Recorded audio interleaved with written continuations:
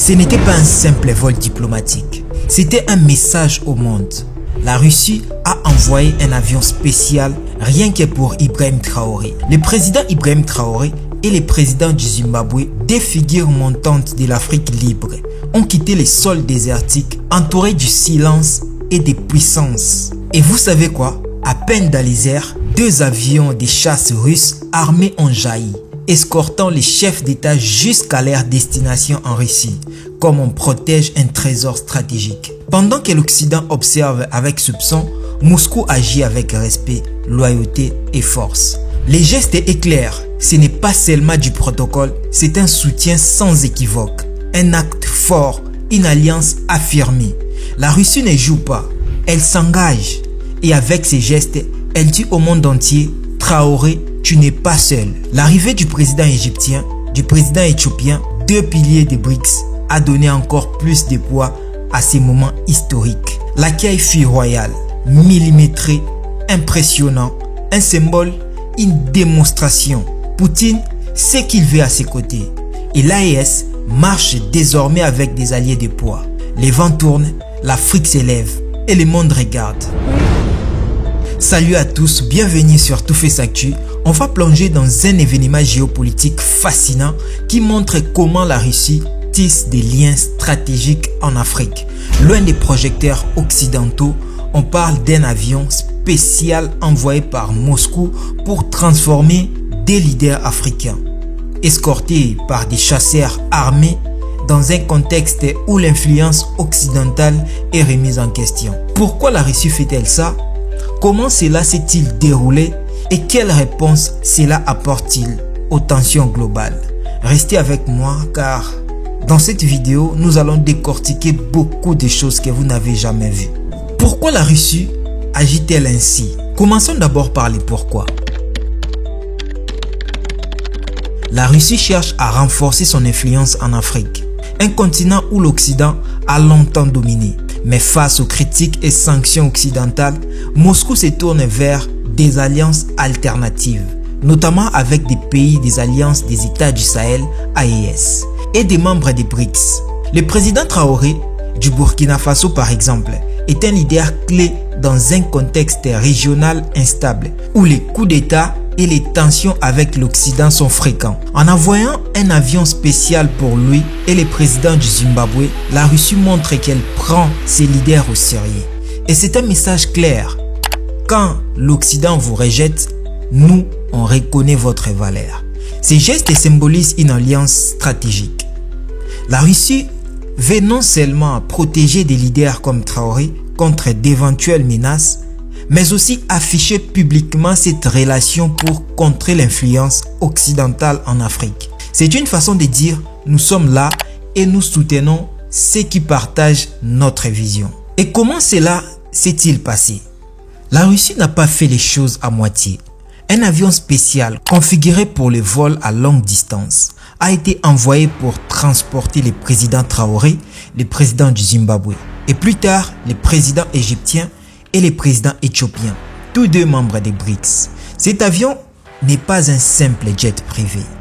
C'est une véritable forteresse volante, armure renforcée, système de défense anti-missiles embarqués, communication cryptée et même des escorts des chasseurs Sukhoi 30, comme vous voyez dans les images.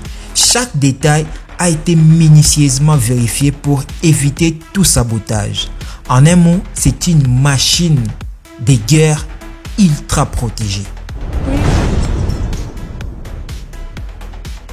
Dès que l'avion a décollé, des chasseurs armés l'ont escorté jusqu'à sa destination à Moscou, en dehors du territoire de la Fédération russe. L'accueil absolument splendide, avec tous les honneurs dignes des leaders mondiaux. Ce niveau de sécurité et de prestige n'est pas anodin. Une attaque contre cet avion aurait déclenché une crise internationale sans précédent, montrant à quel point la Russie prend ses partenariats au sérieux. Quelles sont les réponses à tout ça? Premièrement, ces gestes répondent aux méthodes hostiles de l'Occident. Souvent perçues comme interventionniste en Afrique, en offrant une sécurité maximale à Traoré et à d'autres leaders, la Russie montre Quelle est une alternative fiable? Un vol commercial, si on doit parler d'un vol commercial, n'aurait jamais offert ce niveau de protection, surtout dans un contexte où les leaders de l'AES sont considérés comme des cibles prioritaires par certains acteurs occidentaux. Deuxièmement, c'est une réponse géopolitique. En alignant des leaders africains avec les BRICS, la Russie renforce un bloc anti-occidental. L'arrivée des présidents égyptiens et éthiopiens, membres des BRICS, n'est pas un hasard. C'est une démonstration de force, un signal que Vladimir Poutine sait avec qui il marche. Enfin, ce soutien ostentatoire est une réponse symbolique. Il redonne la dignité à des leaders rejetés par l'Occident, renforçant l'air légitime sur la scène internationale. Un point crucial mérite une attention particulière. La protection exceptionnelle que Vladimir Poutine offre à Ibrahim Traoré contre de multiples menaces, y compris celles venant potentiellement des États-Unis, cette protection ne se limite pas aux airs. Dans le Burkina Faso, la Russie a déployé des forces militaires pour sécuriser le pays contre les menaces internes, comme les groupes armés et externes, notamment les ingérences occidentales. Ces troupes russes assurent une présence au sol, renforçant la stabilité du régime de Traoré à un contexte régional volatile. Dans les airs, la protection est tout aussi impressionnante. L'avion spécial envoyé pour Traoré, escorté par des chasseurs Sukhoi 30, est équipé pour contrer toute attaque, avec des systèmes anti-missiles et une armure renforcée. Une attaque contre cet avion provoquerait une crise internationale majeure, ce qui montre l'engagement de Poutine à protéger Traoré, même contre des acteurs aussi puissants que les États-Unis. Ce niveau de soutien à la fois terrestre et aérien est une démonstration de force et un message clair. La Russie est prête à tout pour garantir la sécurité de ses alliés stratégiques. Pour comprendre ce que Vladimir Poutine a fait, nous devons revenir ici. Depuis des décennies, les cieux ont été à la fois un chemin vers le pouvoir et un tombeau pour certains leaders. Et Vladimir Poutine sait pourquoi il a fait ça. En 1960, avec Ramon Villeda, président du Honduras, qui échappa de justesse à un crash aérien, son avion, un vieux bimoteur, s'écrasa dans une tempête tropicale. Mais il survécut comme si le destin lui avait accordé une seconde chance. Cependant, d'autres n'eurent pas cette chance. Un an plus tard, en 1961, le monde fut secoué par la mort de Dag Hammarskjöld, secrétaire général des Nations Unies, souvent considéré comme un leader d'envergure présidentielle. Son avion, un DC-6, s'écrasa dans la jungle de la Rhodésie du Nord, aujourd'hui la Zambie, alors qu'il se rendait à une mission de paix au Congo. Les flammes engloutirent l'appareil et les rumeurs de sabotage par des puissances coloniales ou des mercenaires n'ont jamais cessé. Était-ce un accident ou un complot? L'histoire restait floue, comme les ombres des arbres qui entouraient l'épave. Les années passèrent et les cieux continuèrent de réclamer leur tribut. En 1988, Mohamed Zia-ul-Khan, président du Pakistan, monta à bord d'un C-130 militaire. Quelques minutes après le décollage, l'avion s'écrasa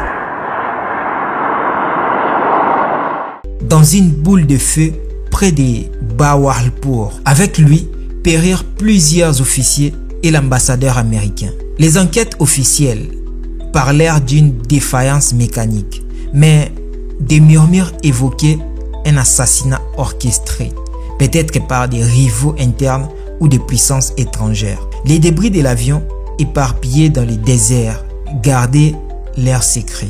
Plus près de nous, en 2010, le président de la Pologne trouva la mort dans un Tupolev Tu-154 qui s'écrasa près de Smolensk, en Russie. Il se rendait à une cérémonie commémorant les massacres de Katyn, un symbole de tension historique. L'avion englouti par un épais brouillard heurta des arbres avant d'exploser. Les 96 personnes à bord, dont les nombres officiels polonais, périrent. Les enquêtes pointèrent une erreur de pilotage. Mais en Pologne, beaucoup soupçonnèrent une main invisible. Un acte délibéré. Les théories du complot fleurirent, alimentées par la douleur d'une nation. Chaque crash, Chaque président perdu laissait derrière lui un vide et des questions.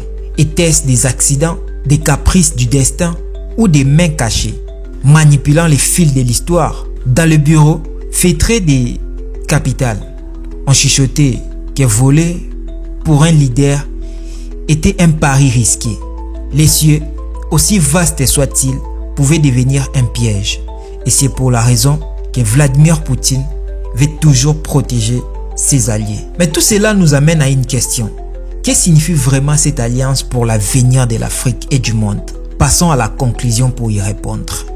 En résumé, l'envoi par la Russie d'un avion spécial et d'escorte armée pour des leaders comme Traoré et ceux des BRICS n'est pas juste une opération logistique. C'est un acte stratégique, symbolique et profondément géopolitique. Pourquoi? Pour contrer l'influence occidentale et bâtir de l'alliance solide. Comment? Avec une démonstration de force et de respect, via une machine de guerre volante et un accueil grandiose. Et les réponses, elles redéfinissent les rapports de force, offrant une alternative aux leaders africains face à un Occident perçu comme hostile. Ces moments montrent que la Russie joue ses cartes avec précision et que les leaders comme Traoré sont des atouts précieux dans ces grands jeux mondiaux. Alors, que pensez-vous de cette alliance? Est-ce une nouvelle ère pour l'Afrique? Laissez vos avis dans les commentaires et surtout, n'oubliez pas d'aimer la vidéo pour l'algorithme. Rassure-toi de t'abonner sur ToutFaceActu. Nous t'informons chaque jour. Force à l'AES et à bientôt pour une nouvelle vidéo. À plus.